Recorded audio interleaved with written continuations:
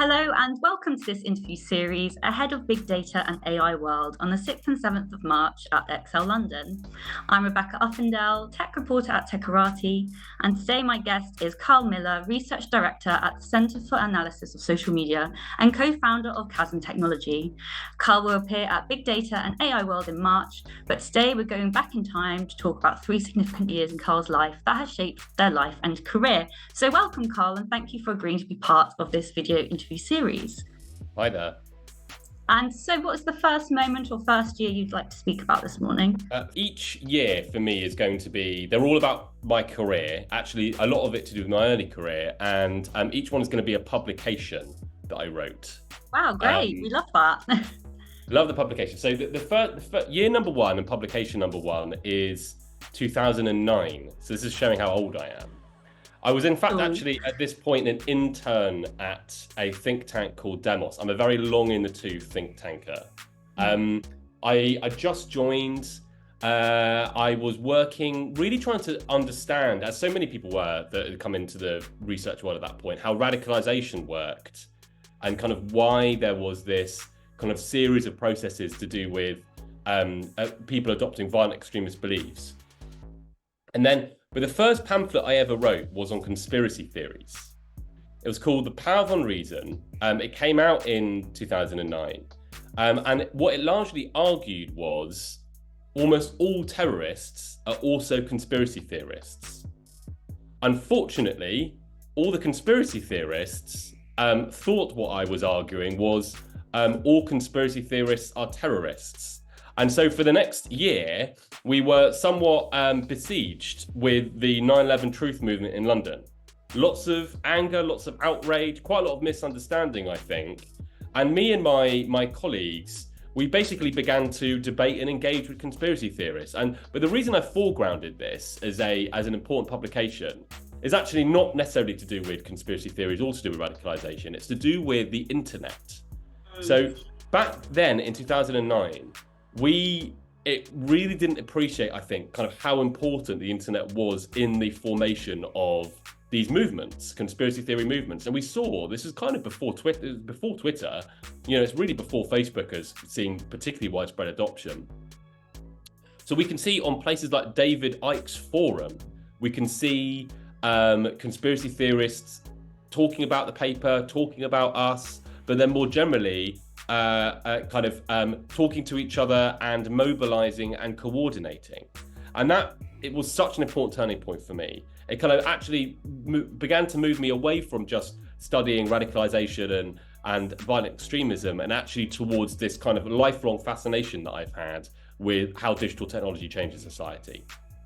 That's so interesting. And this initial research, was there one particular theory that really started this kind of exploration of theorists and then mobilization and then mobilization online into that presence? The crux of the paper simply was that I thought the conspiracy theories were massively overlooked. If you look at the ideology of almost every violent extremist group, somewhere in there is this idea that they are trying to wake up a kind of benighted people that don't really realize what's going on, that they are surrounded by hostile forces, and there is a kind of shadowy cabal, usually inexplicit, which is hell-bent on their destruction and a series of secret aims. That's become obviously a much more mainstream argument now. And I think we realize much more today than we did in 2009, like how central and often how harmful conspiracy theories are. But that was the kind of main ideological point of the paper, was us actually dissecting it and trying to understand, well, why then are conspiracy theories so prevalent in violent extremist groups? And we kind of, began to argue, they're kind of radicalizing multipliers and they eliminate voices of moderation within the group. And ultimately they kind of convince a group to have to commit, in their eyes, acts of violence in order to simply wake people up from this kind of hidden, woven fabric of control which they find themselves within. That's really super interesting, and it almost seems like it's another kind of sense of psychological warfare in a sense. It's the kind of staging of it. If you look back in history and the staging of war and conflict, it seems now that's kind of traversed into a very different arena. And how do you see that progressing in the future? Well, we've seen conspiracy theorism and conspiracy theorists obviously become far more mainstream themselves. They've jumped right into the heart of mainstream political campaigns and mainstream movements. And as you say, yes, I mean, lots of conspiracy theorists are both targeted by and use what we would now call information warfare techniques. So ways of manipulating information spaces in order to try and get the message out there, to try and ultimately kind of achieve like political and social influence of one kind or another.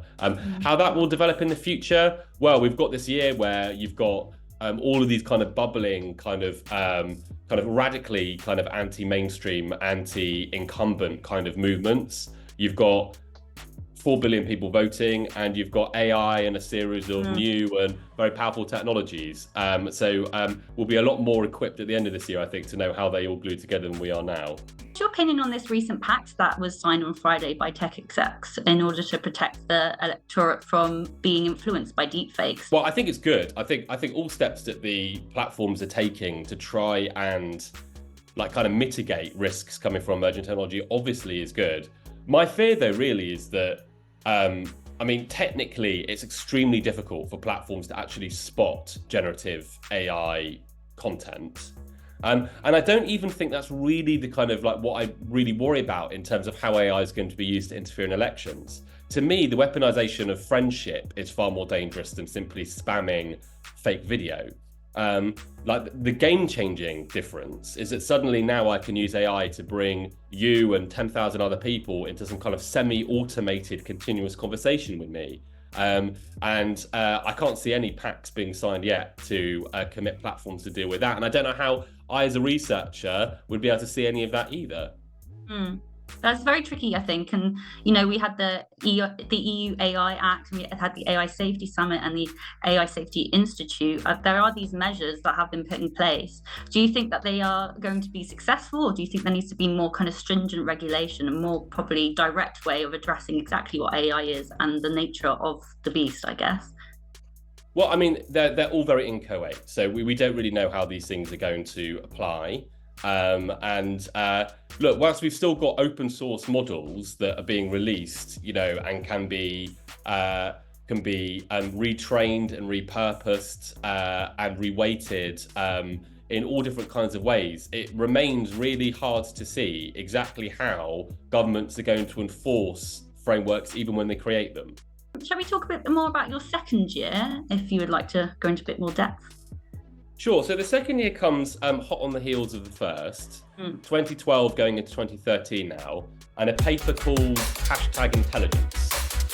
So this was when our kind of myself and my colleagues kind of pivot towards the digital world was more developed. We'd formed a kind of broader team of people, including technologists, who were kind of actually helping us work on the underlying methods. And what #Intelligence is really arguing is that social media and the digital world should be a place that you should ethically and responsibly research and understand, both for national security reasons and in general for research. So here we're beginning to think about tradecraft and methods and ethical frameworks and all the things actually that we would need to do in order to be able to actually research social media in ways which are really robust. And specifically for #Intelligence, it coins the word SOCMINT, which stands for social media intelligence. So what we're also arguing actually at this point is that governments need to, of course, in ways which are aligned with human rights and their own ethical frameworks, and in ways which are proportionate and necessary, look at social media in order to generate intelligence for public safety.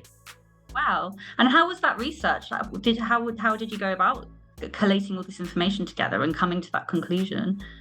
Well, actually, #Intelligence is much less data-driven than the next series of pamphlets that we do. So actually, kind of moment kind of 2.5 after that is another pamphlet called Vox Digitas, or Researching Digital World. And that's much more us actually beginning to try and collect social media data at scale for the first time. We're looking at Twitter, lots of people were at that point, and we're collaborating with natural language processing developers and AI engineers. We're beginning to do this like very, very difficult, thorny kind of task of trying to train computers using natural language processing to do the kind of analytical kind of steps that previously human beings would do. Like, we realized then that really the main problem, the main kind of challenge as researchers that social media poses to us is one of scale. It's really, really difficult to cope with these data sets. They're massive, they're quite internally contradictory, they're quite chaotic, they've got all kinds of stuff, and you need to be able to deal with more than you could ever possibly read. And that's where we begin to kind of intermingle basically social science and the principles of how to actually study people with this kind of increasingly powerful suite of data science tools which are emerging at the same time. Your tasks and your research has always had that kind of core human element to that. It seems that you're very interested in like the workings of the mind and how the digital technology is kind of forming these relationships, but we're also so connected and disconnected at the same time. Actually, that very neatly in a moment will bring me on to publication number 3. Right now at publication 2, yes, I mean, very interested in methods, very interested in sociology, and very interested in data science and how they intermingle. And I think kind of the main criticism that I and my colleagues might have been making at that point around the current way, the early ways in which social media research was sometimes being done, was that it didn't really wrap together social and data science together. And what that meant is that you had people that could cope with vast amounts of data, but researching it in ways which a social scientist, or say a behavioral scientist, or an ethnographer would regard as being quite naive. You know, human beings are very, very complicated things to study, and simply counting what they do isn't normally enough to be able to actually begin to draw out meaningful conclusions about what human beings are like. But on the other hand, you know, we have all these kind of humanistic disciplines, the social science, the family of social sciences, that just have to deal with data sets which are, I would say, kind of unprecedentedly challenging, and kind of trying to form that kind of middle ground where you could both use data science to cope with data scale, but social science to understand humans. That's what we spent many years really trying to do. And how do you think things are going to progress now? The fact that AI's come into the space, it requires an awful lot and can produce a lot of data. I mean, you have this term garbage in, garbage out. How do you think people are going to be able to organize and kind of find some kind of meaning within the kind of the mess of it? Well, to be honest, AI was always in the space. I mean, we were using AI and natural language processing to build algorithms to understand social media back in 2012, 2013. So it's been kind of as present in social media research. It's as old as social media research itself. But obviously, it's become a lot more powerful over the last 10 years or so.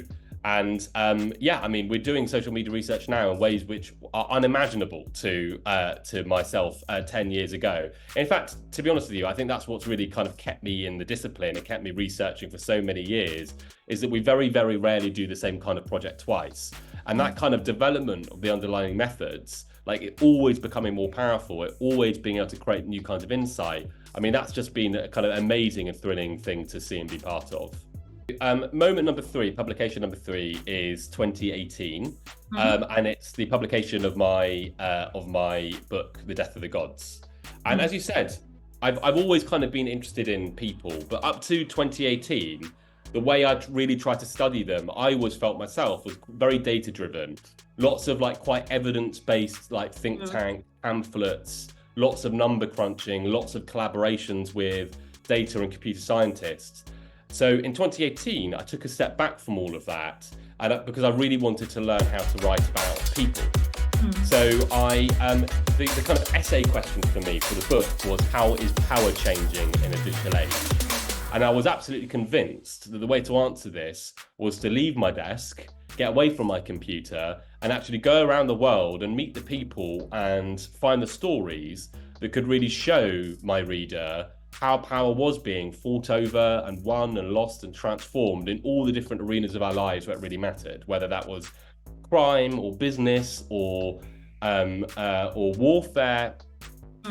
or society itself and culture. In each one of those, I thought that there was people on the front lines that when I got to know them and really got to know them, could show me the ways in which power had changed in really important ways that was often being really overlooked or misunderstood by the rest of us. So I met kind of hackers and lived in political technology communes and went to esports events in South Korea and interviewed hikikomori, people that never leave their rooms. They only live their lives online. Became embedded in a police cybercrime unit, did all kinds of things. And all of that really was to bring back each of these different kind of insights into how power was changing. And so in a way, I thought kind of round myself off more as a researcher, someone that was not just about data, but could also actually work more journalistically. And since then, really from 2018 up to today, that kind of has been a second side to my career and my working life. So now, in addition to all the work that I do with my colleagues at Chasm, kind of doing kind of social media research using all of these data scaled methods, I'm also work as a writer and a journalist. I'm interested and curious to know if there's a person that you met throughout your research for your book that has kind of stood out to you as being you shared a poignant moment, or as being someone who really was the thread driving the narrative and the story of the book. There wasn't a single individual, no. There was a whole collection of them. So you had a Kosovan fake news merchant that I met that was really much more interested in just earning a decent living doing e-commerce than doing fake news. I met a darknet vigilante that was desperately trying to get the police to listen to the various kinds of real dangers that he was finding online. I met hackers in Vegas that kind of delighted, not in breaking the law, but in kind of showing kind of technical mastery over the kind of devices and software that we use every day. A citizen journalist I met that had gone from arguing in the comment threads of The Guardian to being on the front page of the New York Times, and now a kind of legendary kind of founder of the kind of open source kind of accountability and open source research movement. But all these people, I think, in one way or another, the Digital Democrats of Taiwan, who went from protesting outside of the parliament to one of them becoming the digital minister of Taiwan. I think in so many different parts of the world and in so many different ways, I found people who were living lives that they couldn't possibly have imagined without digital technology, and had in a weird way had traveled from places I think actually quite distant from and quite peripheral to power to being holding power in entirely new ways. But each of them, both for good and for bad, I think holding power in ways which felt to me like far more outside of the rules and norms and laws typically than we're used to. These people, as you say, operating outside of that realm, found a direction in which to channel their either their talents or their energies, and so it sounds like you've really gone into and gotten a really such a wide breadth and scope of maybe power, which we, as you say, that doesn't operate on the normal kind of frequency or wavelength that we're so used to seeing. That brings with it both great liberations and oppressions in equal measure. A lot of the kind of actually very imperfect kind of institutions and mechanisms which we have for dealing with how power works and who has it have come tumbling down or began to melt or began to warp. And plenty of people that, through no fault of their own, would have been very distant from power have kind of moved into quite central places in society and the way that it works now. But the problem is that kind of power itself has gone very wild. It's kind of leapt out of the guardrails, the kind of all the squishy human controlling norms and laws and rules and standards that we use to try and control power, I think themselves have been very badly undercut and undermined. Of course, things like the EU AI Act and other pieces of regulation and legislation are actually now trying to create kind of new nets and boundaries, to try and guard and control power anew. We'll see how much they work. But yes, I think there is a kind of alchemy in a strange way at the kind of fizzing at the fingertips a lot of these people. Do you have any future plans for research or publications? I do. I've got a podcast coming out in the summer that I'm not allowed to talk about yet. So your speaker session at Big Data and AI World is next month. It's called Information Manipulation in the Year of Elections. Can you describe or give a kind of taster of what could be in store for our audiences? Sure. So I'm going to talk about really the growth of information warfare, kind of where it's come from, kind of how it works, maybe an example or two about what it actually does. And what it means for us all. I mean, I think we're living in a world where, of course, information is increasingly centric, not just to us, but to lots of people that view the world as being riven with conflict.